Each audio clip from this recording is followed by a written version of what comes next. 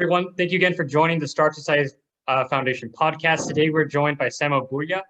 He is the founder of Bismarck Analysts, and he is a senior research fellow in political science at the Foresight Institute. Samo, thanks for joining us on the show. Thank you for having me on. Absolutely. So you're very prolific in thought leadership on governance and governance futurism, and you have some very interesting thoughts. And your work tends to focus on the decline of organizations, including governments. Do you just want to go briefly into sort of what interests you in that, and what are some key points that you have found in your research? Yeah. I think it is a fundamentally interesting question. I think often when we consider human progress, we don't appreciate that progress is always bounded to a particular civilization. If you are, say, tracking lifespan through the course of the Roman Empire, things would appear to be getting better until they started getting much, much worse. And I think our own civilization is not exempt from these forces, right? So I think that fundamentally, the decline of organizations and civilizations has more to do with factors related to social technology. And by social technology, again, I don't mean Facebook, I don't mean Twitter. What I mean here is things like code of law, or professional ethics, or worldviews, or often even religious rituals and so on. Double entry bookkeeping might be considered a social technology primarily. People sometimes might think that material technologies in themselves, things like the internet, the internal combustion engine, that these in themselves, save us or stave off this kind of institutional or organizational and ultimately civilizational decline, because what else is a civilization except an ecosystem of institutions? But I think that's not the case. I think if we look at any modern organization, we manage to do less with more. Now, any modern organization is perhaps a little bit of a, it's a little bit of a misnomer. I think in China right now, they're capable of doing more with more, building a hotel in 2 weeks rather than 2 years, perhaps even 6, 7 years. I don't know how San Francisco building permits are like these days. They're not very good. But I think in the US, at least, we are faced with a remarkably sclerotic set of government and nominally private institutions that are, however, large enough they might as well be considered government institutions, right? There's no sense in analyzing, say, the Federal Reserve as anything except part of the US government, even if technically it's not quite a government entity. And I think the same can be said of many of America's largest companies. So you mentioned that there's a cycle of social technology. There is the creation of a new social technology that proliferates and is very successful, but then it's sort of forgotten over time, sort of what you call intellectual dark matter, the thing that's holding it all together. And this manifests itself in something that's very interesting to people in the special jurisdiction space, which is the centralization and decentralization of power. An example you give is the Bronze Age to Greek city-states, or Rome versus the Middle Ages. Is that something is that transition that's a sort of almost a formal historical law, or is there a way to avoid that or harness that type of momentum? You mentioned the concept of intellectual dark matter, right, which is analogous to physical dark matter. When we look at the universe and we observe the spinning of the galaxies, we notice that all the visible mass in the galaxy seems to be insufficient to account for the gravitational pull that is apparently holding them together.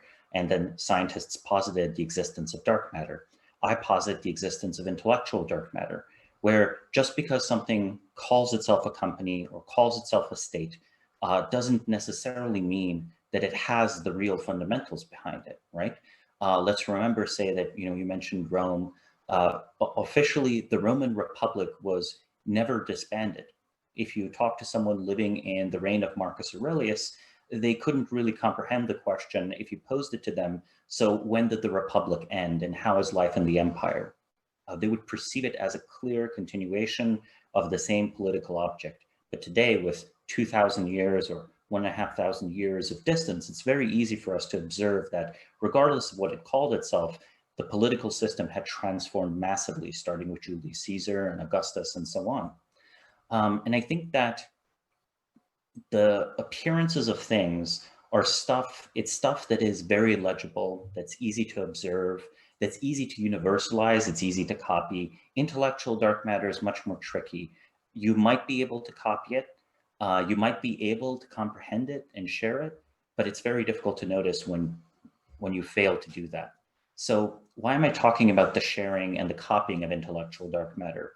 Well, social technology, unless replicated, will eventually decay. I think the replication, the spreading, the teaching related to what I call the succession problem, where we replace particular people that know how to use, implement, upgrade a social technology with their inevitable successors, right? Human lifespans are finite.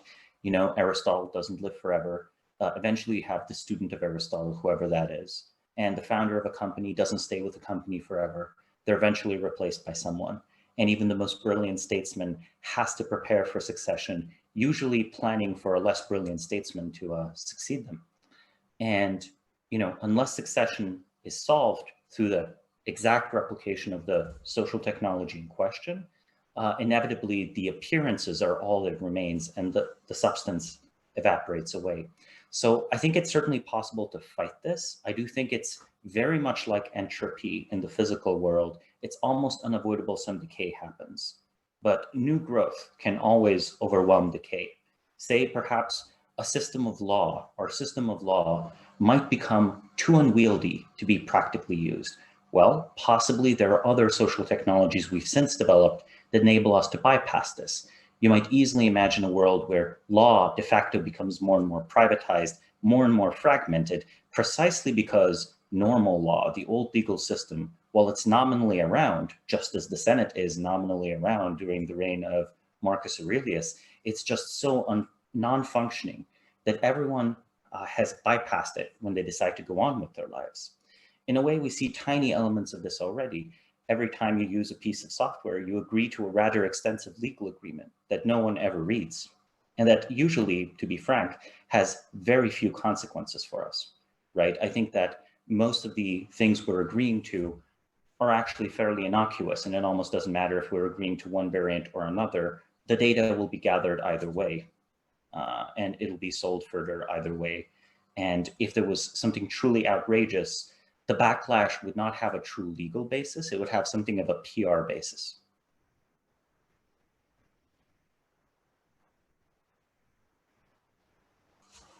Oh, I think your microphone is off. I'm sorry.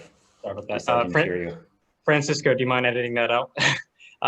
So you mentioned that that it's possible to revive existing systems, but when you're doing a cost-benefit analysis, when is it more appropriate to do exit? Because you mentioned in many cases, or in some cases, it makes more sense to create an alternative institution versus reviving a new one. If we're looking at today in the West or in the United States, if you want to get more specific, when do you think it'd be necessary to focus on alternative institutions versus existing ones? I think always you have to accommodate an existing institution in its interests enough for it to not pursue you, right? Yeah. If we talk about exit, we have to understand that there are certain kinds of exit that people will try to prevent. When the treacherous engineers left Shockley's lab, Shockley would have, of course, preferred to keep them there. He just didn't have the ability to, right? These are the, inventor of the transistor. Without that, possibly there wouldn't have been a Silicon Valley as we know it today. And I think governments are the ultimate sign of this. I think for any effort to create, say, something like a new jurisdiction, you're going to have to factor the actual interests of the government very, very closely, right?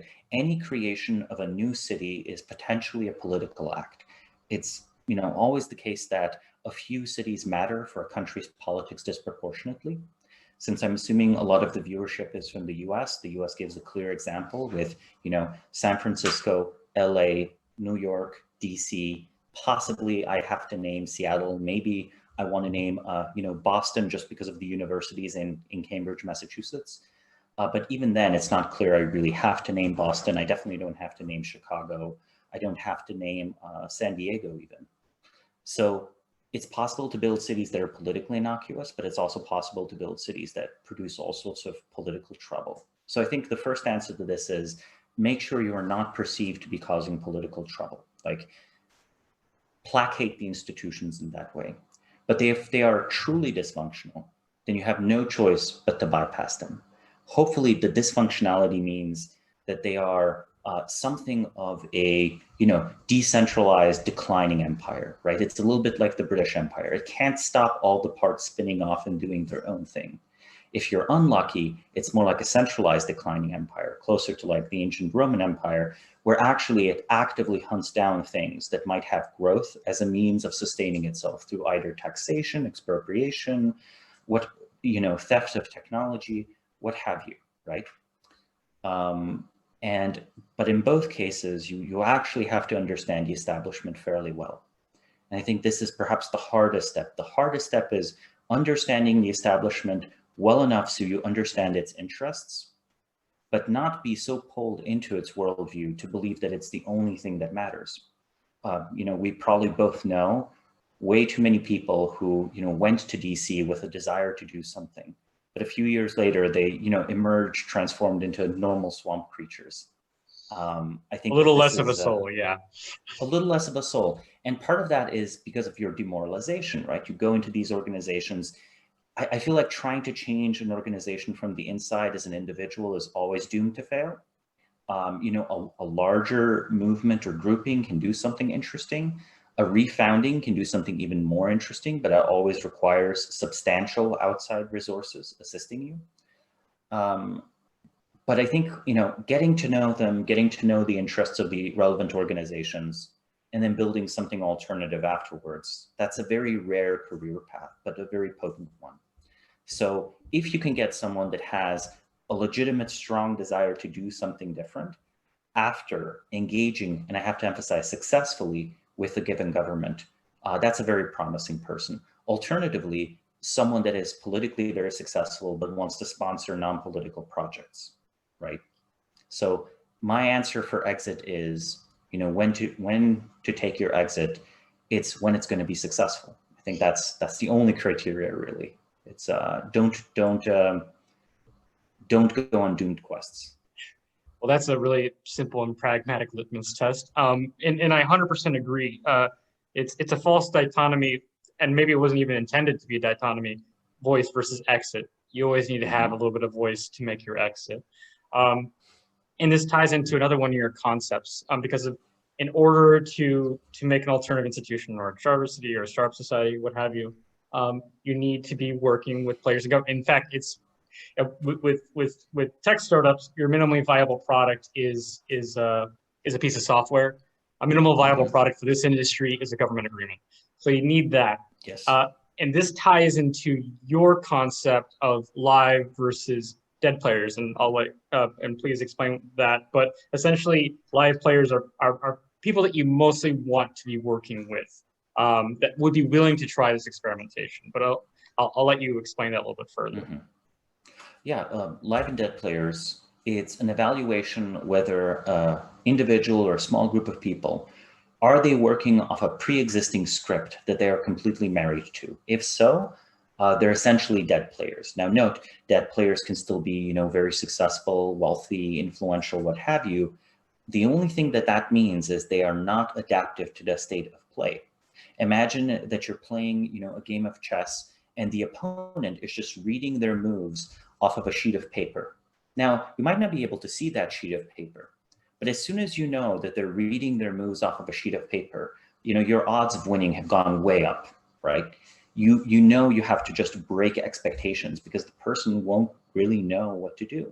They won't know how to properly adapt, especially if you've broken one of their paradigms.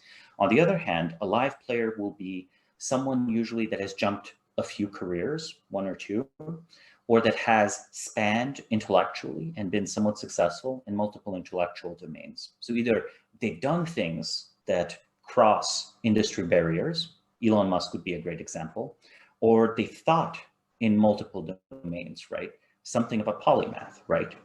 There used to be There used to be people like this. A classic example intellectually might be von Neumann. This is, again, still I have to emphasize the distinction between this and someone just being very smart or very active. The script breaking is the most relevant test. If someone is just the best VC and all they've ever done is followed the VC playbook, they might still be a dead player. So the reason, as you stated, why you might wish to work with a live player or identify who is a live player is there's no existing government playbook for, you know, a mid-ranking bureaucrat in either a first world or a third world country. There is no standard playbook for here you register a special jurisdiction. Here's the form for registering a special jurisdiction. No matter who that person is, they're going to have to take something of a personal risk backing you. In a bureaucratic space, it's always best to make a legible decision, right? Legible as in visible, interpretable, bureaucratically measurable, because as soon as you made a legible decision, one that is defensible, right? One you can issue a simple by the book justification. It doesn't matter whether you succeeded or catastrophically failed. Your career is intact. You'll be fine. And I think this is a big disconnect with connecting. This is a big disconnect when relating to people that have just worked in government their entire life, or worked within, a very large corporation their entire life. So one could possibly think that there would probably be a lot more live players outside Mm-hmm. of the West, considering at least pre-COVID, states were either rising or at least remain the same, versus at least a lot of commentators, they see the West as declining. Do you believe that the West could use special jurisdictions as sort of a refounding moment or a way to revamp existing institutions? Or do you think that the institutions would, one, have too many dead players to recognize that fact, or two, they couldn't use them as effectively as, let's say, China did with Deng Xiaoping? I think that it definitely has massive potential. The reason why I think that the potential is massive is because the basic political problem of the US today is an inability to run cities well. The US arguably doesn't know how to make new cities. China has, produced many, many new cities in just a few decades. Others might, people might argue, well, the population pressures aren't the same. That's not true, right? The US currently has 300 million people. 50 years ago, it had 200 million people. Even if we only pick the US, where the argument about relatively stagnant populations might apply better to Europe, but even within Europe, right, what is the Polish population of London? Were you to try to make, say, the European Union a real strong civilizational lasting political project, I think Europe would need more than nations. Europe would need truly European cities. I could only wish for a US federal government intelligent enough and flexible enough to understand its need to catch up with China. Yes, catch up with China. If we don't start thinking about catching up with China now, in 20 or 30 years, when in fact they'll be ahead, it'll be far too late. We have to see that currently the derivative is bad for us in the relative sense. And we have to start planning our comeback, essentially. Right? So I can only wish for a US federal government or a European Union Commission far-sighted enough to make use of these.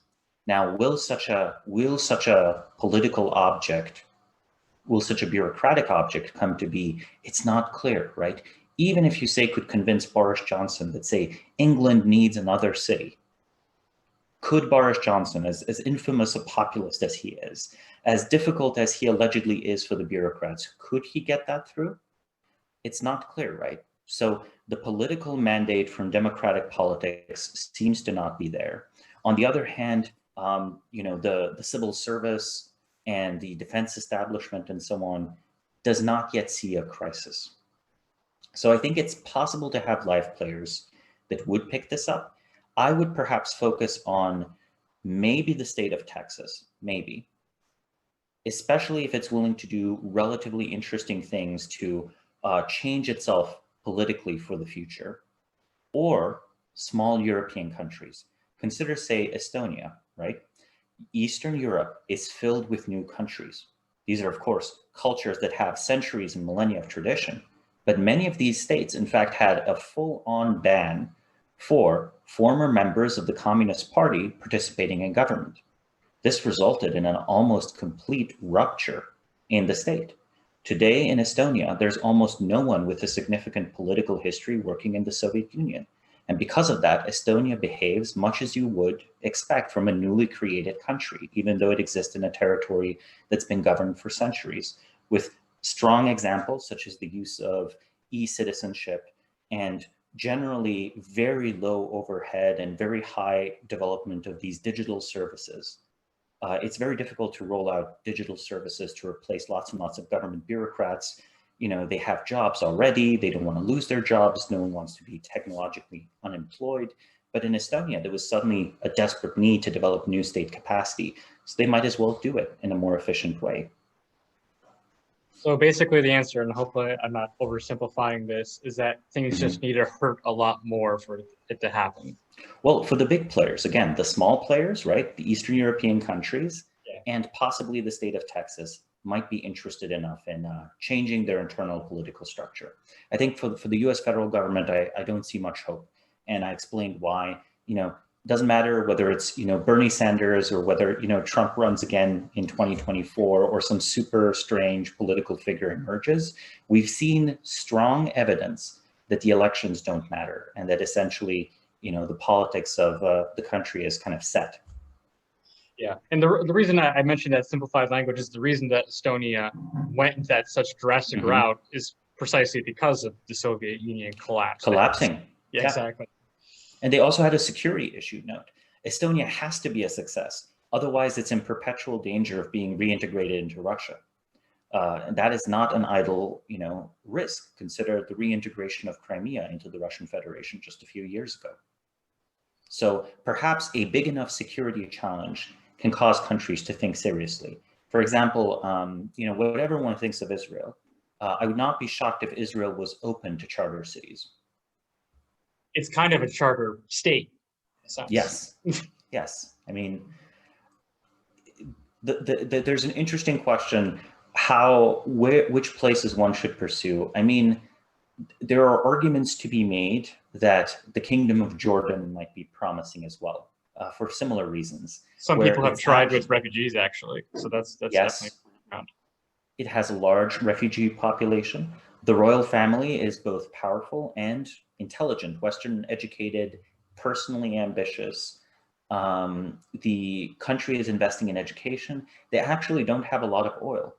That's the important thing. This means they don't have a crutch.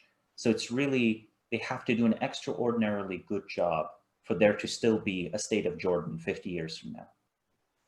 I like your thought about the security threat because of a lot of ultra competitive startup societies or startup states like Singapore or Liechtenstein. Singapore was at the behest of a bunch of different powers and it had to have its own defense. And now that you see the United States retreating from Europe and leaving Europe at its own devices, perhaps there'll be sort of a mentality that Europe has to provide for its own defense and it has to find other forms of sovereignty. It can't rely on the whole bloc to support itself economically, that they have to provide more innovative ways of doing so. It certainly is the case, right? And for a state like Singapore, you know, their policy is very much one of balancing the interests of the great powers that surround them, right? It's a small city state next to the Straits of Malacca.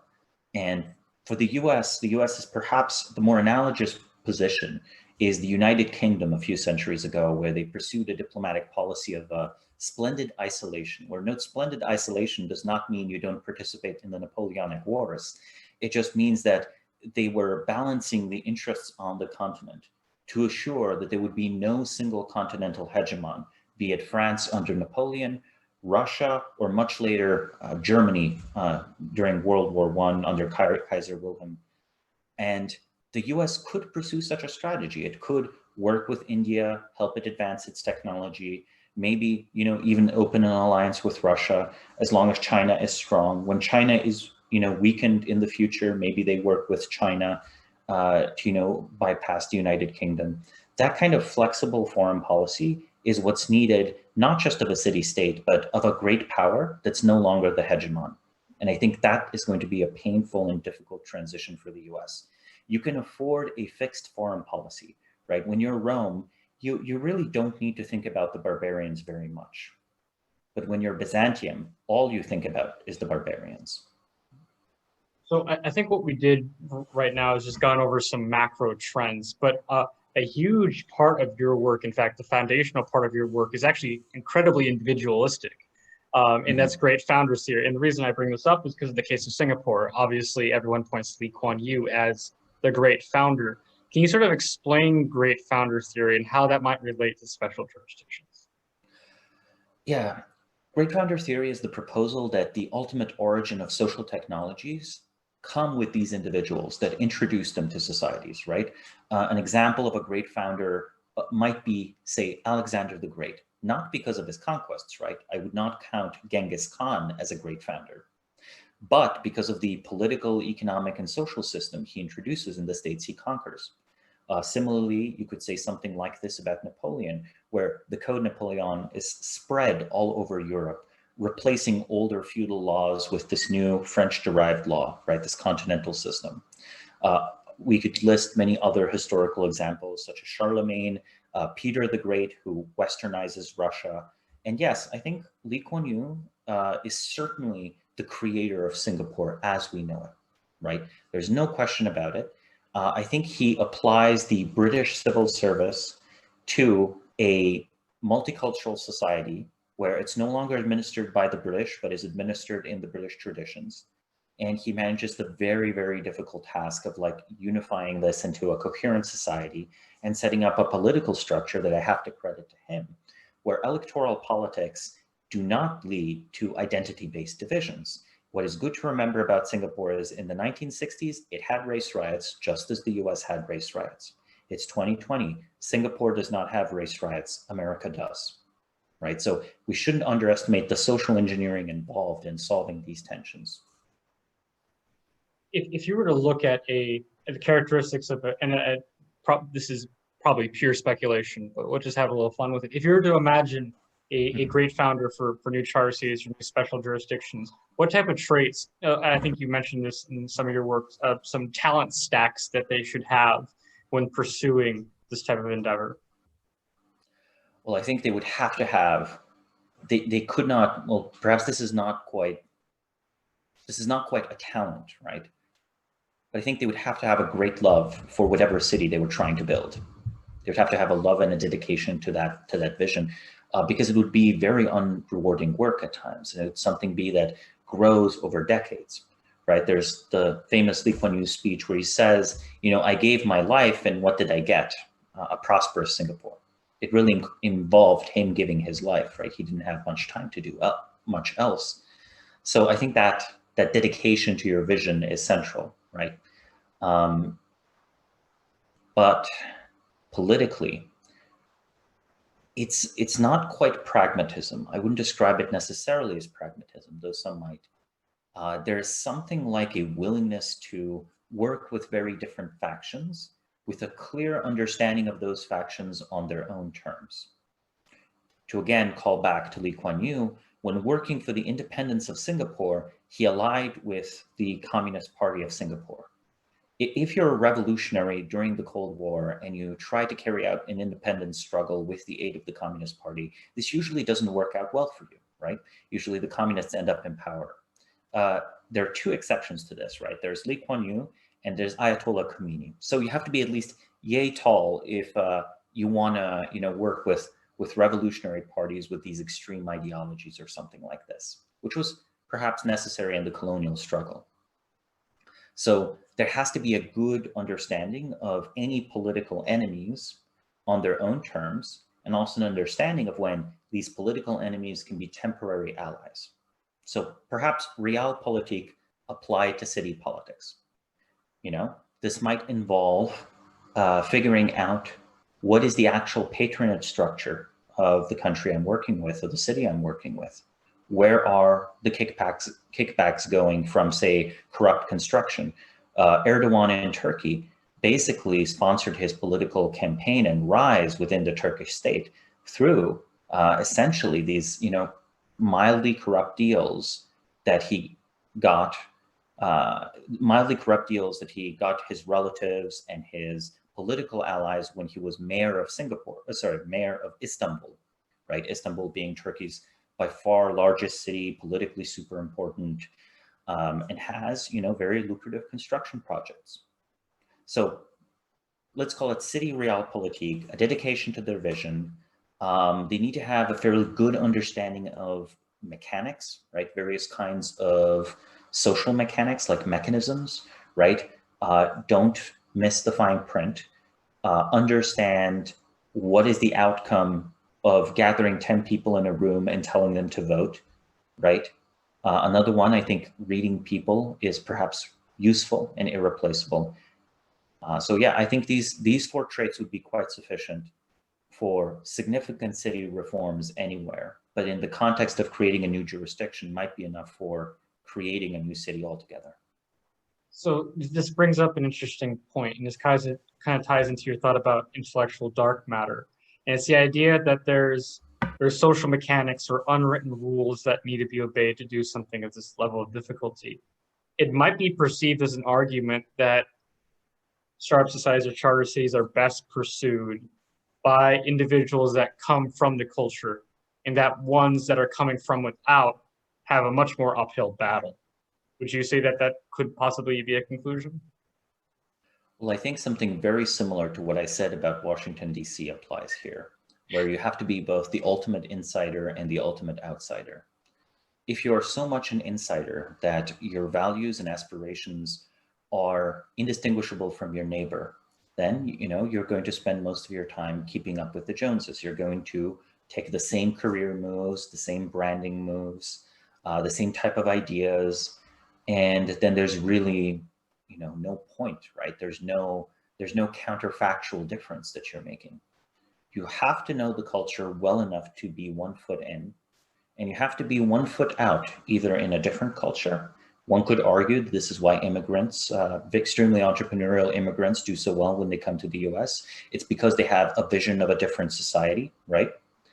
Because they lived through it. So either have a foot in another culture, not just the culture where you're trying to build, or be, sufficiently creative or idiosyncratic individual, right? We previously mentioned again Lee Kuan Yew. Lee Kuan Yew studied in Britain. He knew more societies than just the Singapore of his youth. And perhaps, Elon Musk knew South Africa, and almost every project that you can see, him working in the US today, would be quite useful in South Africa. I can certainly imagine the Cybertruck driving down the streets of South Africa with its, bulletproof windows and so on. I think there's also a proverb that a person is always rejected in where they grew up. So they always have an uphill battle there. Yeah. No man's a prophet in their hometown. So either, several years of living in that culture, either marrying into the culture. I think we don't talk very often about how there are exceptions, right? There's the culture of the US is assimilation friendly. I would argue France is so good at assimilation, we don't even notice it's good at assimilation. In the 19th century, they received as many Italian immigrants as the US did, proportionally to the population of the country. Yet today, the idea of talking of French Italians just doesn't ring true. Meanwhile, talking about American Italians kind of rings true. But these are exceptions, right? Most cultures will not either welcome you or force you to join them. They're going to kind of ignore you. And I think marriage is one of the few things that can force you to cross social class up or down and switch ethnic contexts, like religious or political contexts. There's an interesting example here where, Erdogan's son-in-law is the head of the main corporation that's developing drones in Turkey. This person was originally from Turkey, but they studied in MIT and then they returned to Turkey. I would argue that marriage was just necessary for them to fit into the Istanbul elite and establishment, because they themselves didn't come from such a prestigious background. And of course, their stint in the US studying at MIT and then doing the unusual thing, which is leaving, right? I think we often don't talk about the entrepreneurs and people who live in the US for several years and then return to their country.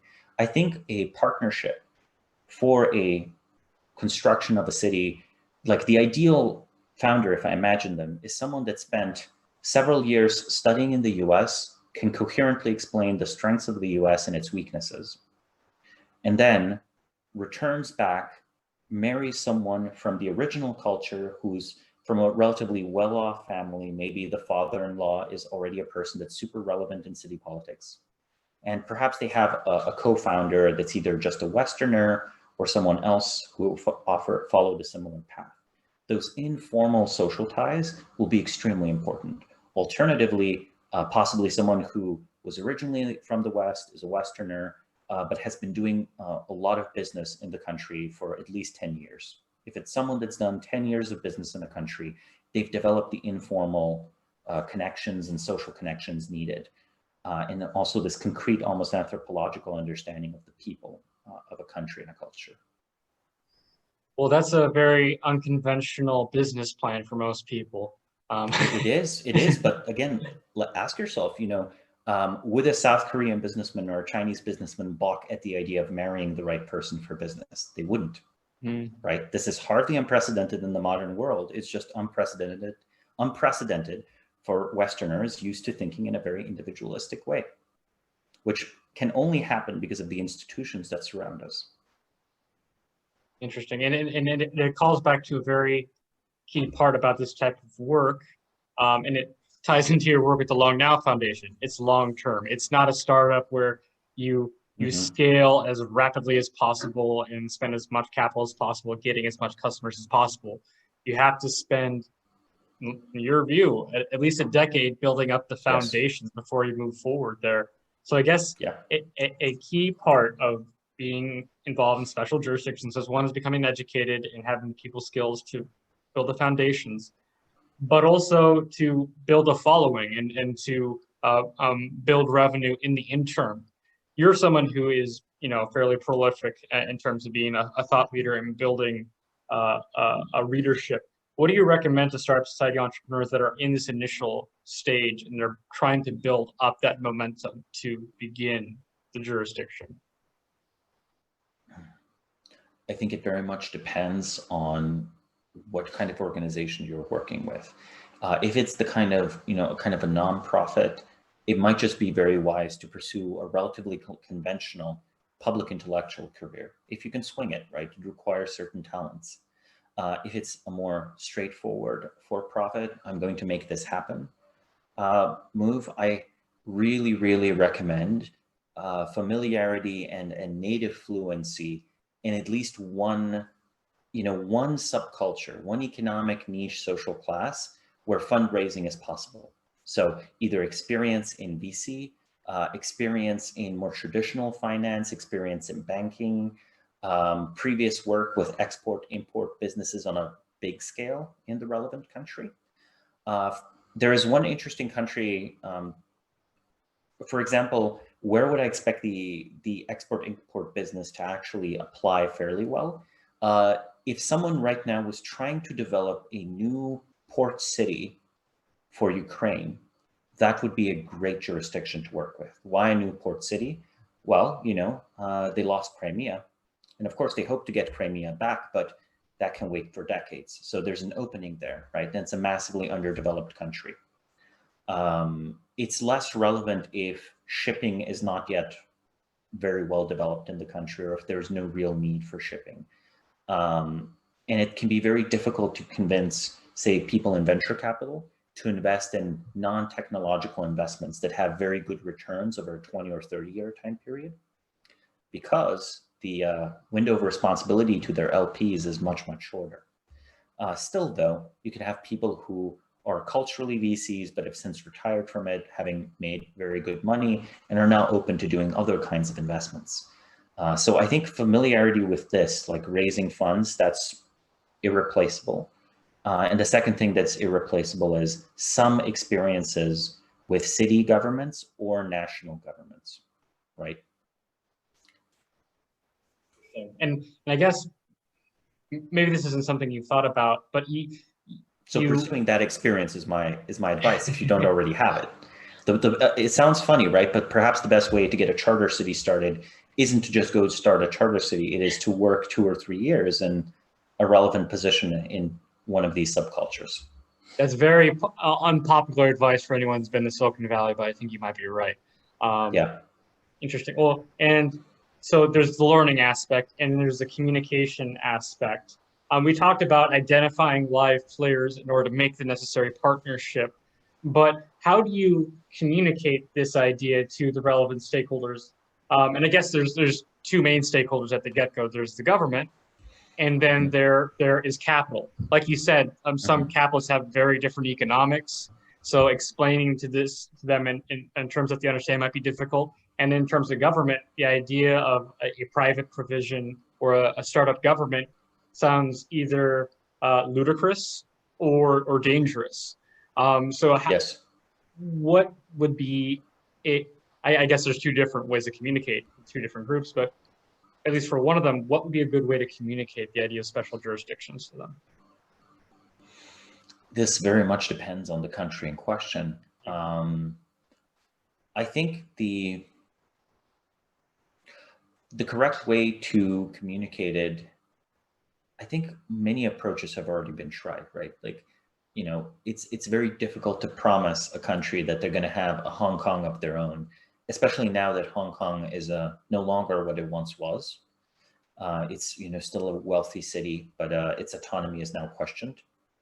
I think perhaps if the country's history already involves some cities like this, for the US, I think I would, you know, point to the creation of many American cities, or point to, say, you know, the Disney Corporation receiving all of the city permits and so on to develop its property in Florida to be what it is. You know, they have many provisions, many things they could do. For example, they don't have to ask the state of Florida to set up a nuclear reactor, right? You know, Really? today the idea of it's in the provisions. Today, the idea of an amusement park being powered by its own nuclear reactor sounds fanciful, but in the 60s, it was like, okay, this is straightforwardly going to be part of the future. We're just future-proofing this because we want to help the state of Florida develop properly. I actually lived in Celebration, Florida, so I'll tell some of my friends back home to actually pursue that. That'll be very interesting. Yeah, Okay. so it's mostly most of the residents there are, I think, currently employees of Disney, right? Yeah, I mean, well, Disney's no longer part of the project. They sold it to Disney sold it to a private equity firm because of they said there's easier ways to make money than running a city.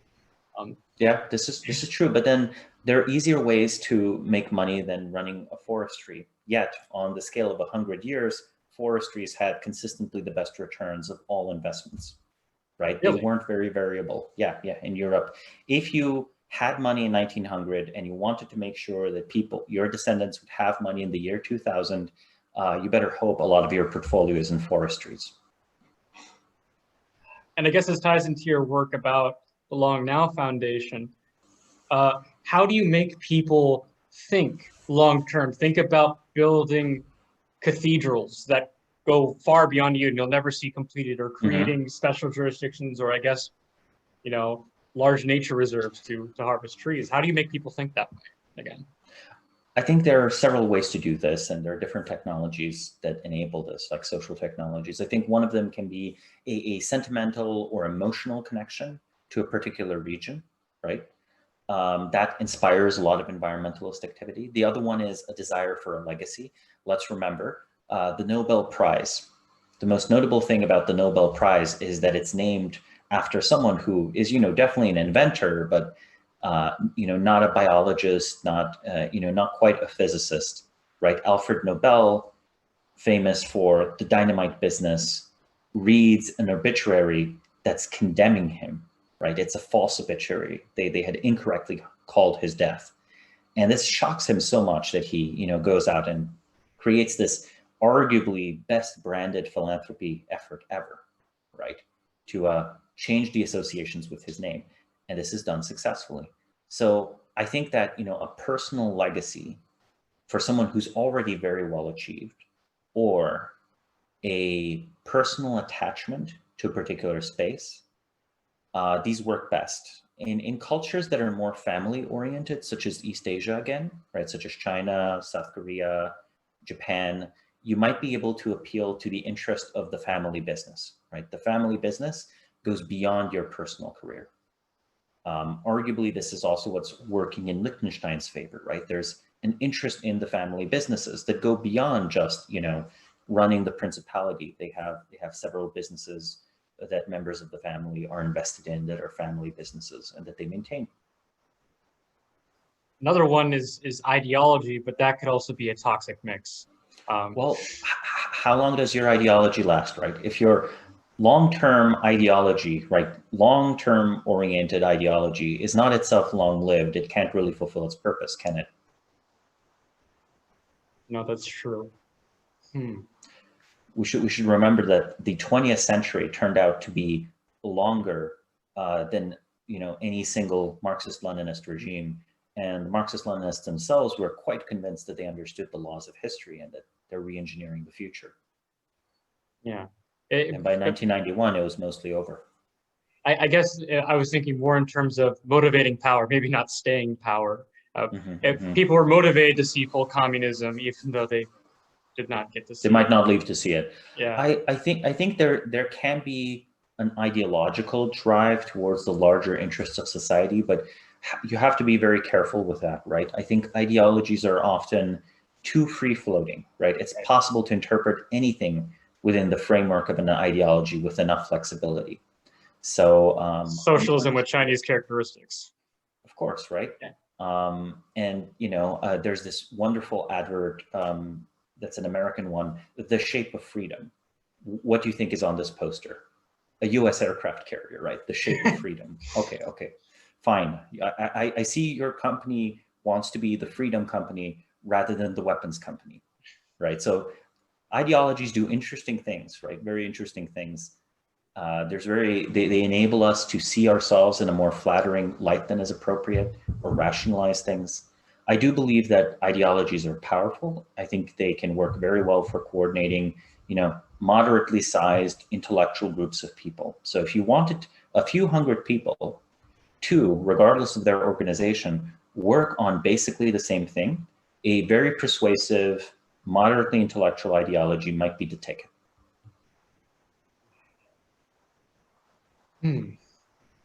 Okay.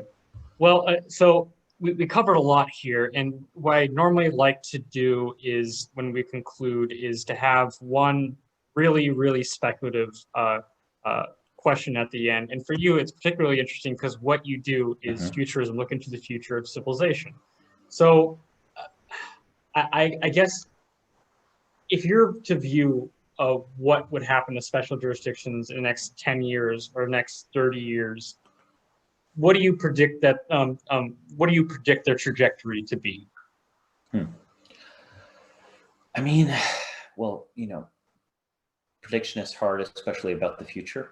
But I think that we will see at least 2 or 3 governments of mid-sized countries. So not very large countries like India, not very small countries like Liechtenstein. So a mid-sized country, somewhere between 20 to 60 million people, a country that's about in the middle of economic development. So think GDP per capita about at the level of Turkey, you know, plus minus 30%. I think we'll see 2 or 3 countries adopt special jurisdictions as a means of development and as a means to offer a genuinely interesting investment opportunity to Western investors while also accepting Chinese investment. So it's going to be a country that will try to balance the Chinese and American spheres, gaining as much as it possibly can from both, that will feel that it's politically strong enough that this doesn't just amount to giving the country away. One of the biggest problems with trying to set up a city-state in Central America is that Central American states know very well how a large economically beneficial project can kind of hijack the country, right? The Panama Canal defined Panama's politics for a century and arguably still does, right? They know this. So anything that could be a great success as a charter city is already politically overwhelming. Meanwhile, if in Turkey you built a second city that rivals Istanbul, well, already the phrase rivals Istanbul shows that the country still has Istanbul going, the existing political elite. So I actually live near where Chiquita Bananas had their Oh, facilities interesting. here in Colombia. So that's definitely something that's very real to me. Well, that was a very specific and realistic sounding prediction. I'm going to save that clip and put it in a calendar for 10 years from now, and I'm going to revisit it.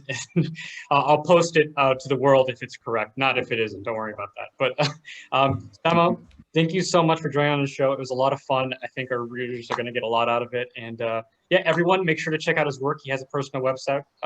And yeah, check out the Bismarck organization. And talk to you soon. Thank you for having me on the show.